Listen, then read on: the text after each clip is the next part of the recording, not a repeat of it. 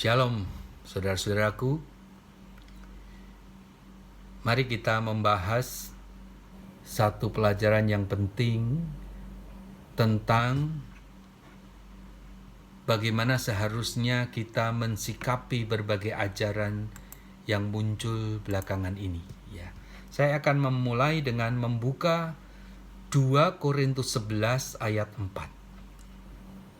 Sebab kamu sabar saja jika ada seorang datang memberitakan Yesus yang lain daripada yang telah kami beritakan, atau memberikan kepada kamu roh lain daripada yang telah kamu terima, atau Injil yang lain daripada yang telah kamu terima.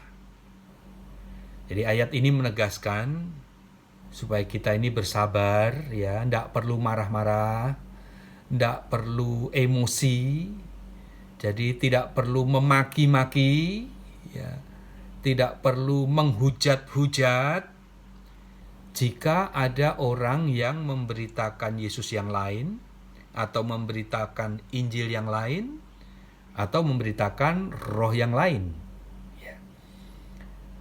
Semoga saya juga termotivasi dengan ayat ini, supaya saya pun bisa tetap sabar ketika saya mendengar orang menceritakan Yesus yang lain, atau Injil yang lain, atau roh yang lain.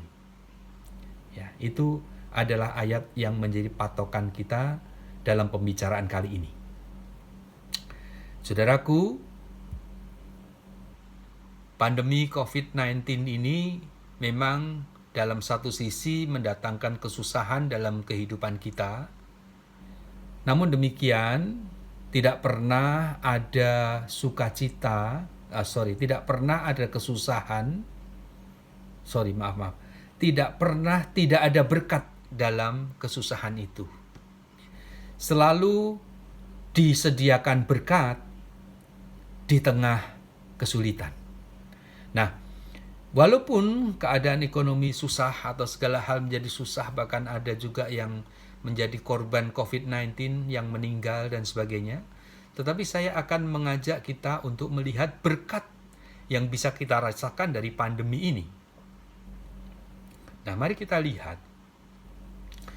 Ketika belum pandemi, maka banyak peribadatan atau pendalaman Alkitab itu hanya bisa dilakukan atau menarik kalau dilakukan secara offline, artinya ketemu fisik. Ketemu fisik. Tetapi karena pandemi, maka kegiatan secara online mulai marak, ya. Pendalaman Alkitab secara online, diskusi-diskusi secara online, webinar, atau bahkan ibadah secara online itu sekarang ramai dilakukan. Nah, dalam keadaan seperti ini, saya melihat ini adalah berkat yang luar biasa. Kenapa berkat yang luar biasa? Terkait dengan pekabaran Unitarianisme yang saya sampaikan, bahwa Allah yang benar, yang satu-satunya itu adalah Bapa, tidak ada yang lain. Bahkan Yesus adalah utusan Bapa. Itu terdapat di dalam Yohanes 17 ayat 3. Nah, sebelum pandemi, upaya untuk menyampaikan pekabaran itu sangat sulit dilakukan. Sangat sulit dilakukan. Kenapa sulit dilakukan?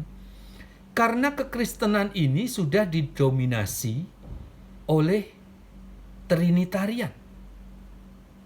Maka ketika upaya penyampaian pekabaran yang benar ini dilakukan, dengan mudahnya upaya itu terhalang oleh klaim-klaim yang dibuat oleh para pemimpin Trinitarian. Misalnya, mereka cukup mengatakan, jangan dengar itu sesat. Ya kan? Sudah cukup. Maka umat yang mendapatkan provokasi seperti itu langsung berhenti dan tidak lagi mempelajari. Ya. Jadi provokasi akan mudah dilakukan dan upaya pekabaran Injil ini akan mudah dihalang-halangi. Itu zaman sebelum pandemi. Tetapi di masa pandemi ini, maka saya akan memanfaatkan semaksimal mungkin Saya tidak tahu waktunya masih panjang atau sudah sangat singkat. Tetapi upaya untuk pekabaran kebenaran ini harus dilakukan secara masif, secara efektif, dan secara berkesinambungan. Kenapa? Karena melalui online ini, penghalang-penghalang, pembatas-pembatas yang dulu dibangun oleh para pemimpin mayoritas Trinitarian, mayoritas Kristen, akan mudah dilampaui.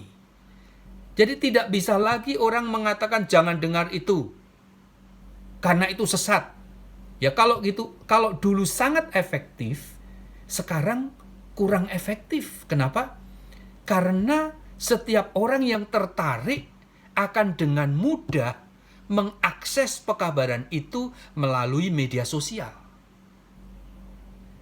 Ya, syukur kepada Tuhan, beberapa saudara yang mendengarkan pekabaran-pekabaran ini bersaksi bahwa mereka menunggu-nunggu kabar seperti ini. Mereka menanti-nanti, bahkan mencari-cari yang seperti ini. Tetapi mereka tidak pernah dengar dulu.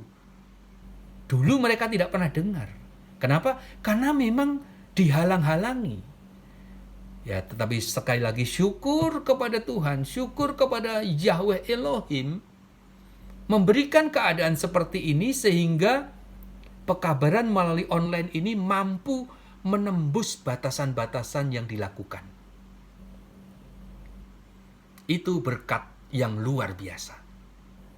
Baik, sekarang kita kembali kepada 2 Korintus 11 ayat 4. Rupanya memang ada Yesus yang lain yang dikabarkan, atau Injil yang lain yang dikabarkan, atau roh yang lain yang dikabarkan.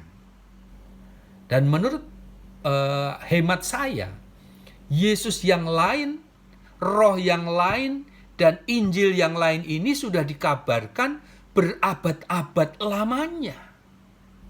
Maka inilah waktu yang tepat untuk mengingatkan saudara supaya saudara-saudara ini tidak terhanyut oleh Yesus yang lain, atau Injil yang lain, atau roh yang lain. Ya. Mari kita lihat. Kalau Rasul Paulus mengingatkan adanya Yesus yang lain, atau Injil yang lain, atau roh yang lain, itu berarti salah satu ciri dari Yesus yang lain, atau roh yang lain, atau Injil yang lain itu adalah bahwa Yesus yang ditampilkan itu berbeda dengan apa yang sudah diajarkan para rasul. Roh yang diajarkan para rasul tidak sama dengan roh yang diajarkan oleh roh yang lain ini. Atau Injil yang diperdengarkan adalah Injil yang berbeda dengan yang dituliskan atau disampaikan oleh para rasul. Mari kita lihat. Sadarkah Anda? Tak pernah para rasul itu mengabarkan bahwa Yesus adalah Allah. Tidak pernah para rasul itu mengabarkan Allah Tritunggal. Tidak pernah. Semua mereka mengabarkan Allah itu satu. Allah itu esa, Allah itu tunggal, bukan Tritunggal. Yesus itu utusan Allah. Yesus itu Mesias. Yesus itu anak Allah. Itu yang disampaikan oleh para rasul. Maka, kalau ada yang kemudian menyampaikan Allah itu Tritunggal, artinya Allah yang diperkenalkan itu berbeda dengan yang dinyatakan oleh para rasul. Itu adalah Allah yang lain. Kalau para rasul mengajarkan Yesus itu Mesias, anak Allah, Tuhan, Juru Selamat. Lalu ada orang yang sekian abad lamanya menyampaikan pekabaran bahwa Yesus adalah Allah itu sendiri. Maka itu adalah Yesus yang lain. Sudah ingat bukan? Ketika para rasul ditanya, murid Yesus ditanya, Simon Petrus menjawab, engkau ini Mesias, anak Allah. Yohanes juga menegaskan semua tulisan yang dibuatnya ini untuk membuat orang percaya bahwa Yesus itu Mesias, anak Allah. Alkitab juga mengatakan Yesus itu Tuhan, Juru Selamat. Tiba-tiba, bukan tiba-tiba ya, sekian abad lamanya Yesus diperkenalkan sebagai Allah itu sendiri.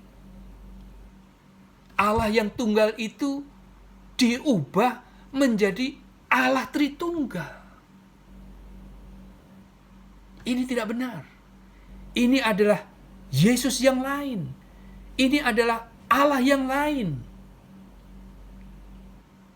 Kemudian, kita tentu tahu Injil itu mengatakan Bapa itu begitu besar kasihnya sehingga diberikan anaknya yang tunggal. Itu Injil. Tetapi ada yang berabad-abad lamanya memberitakan bahwa yang turun itu adalah Allah itu sendiri. Ya. Allah itu sendiri, bukan anaknya tapi Allah itu sendiri. Ini kan Injil yang lain. Ada lagi yang mengatakan, coba Anda lihat Roma 10 ayat 9. Ini Injil.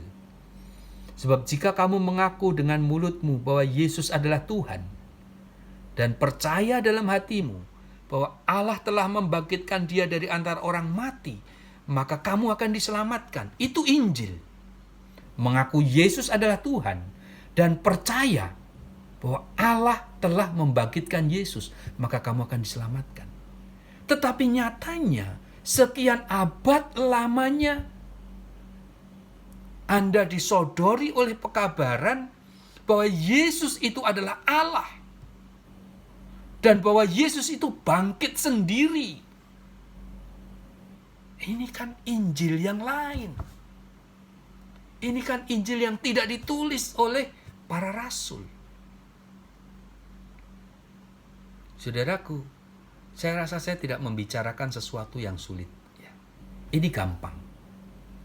Kalau Anda ingin memberitakan Yesus yang benar, beritakanlah bahwa Yesus itu Mesias, bahwa Yesus itu anak Allah, bahwa Yesus itu Tuhan, bahwa Yesus itu Juru Selamat, bahwa Allah telah meninggikan Yesus menjadi pemimpin, menjadi Juru Selamat, menjadi Tuhan. Itu baru Yesus yang benar. Tetapi kalau Anda mengubahnya menjadi Yesus adalah salah satu oknum dari Tritunggal, maka Anda sedang memberitakan Yesus yang lain. Anda sedang memberitahukan Injil yang lain.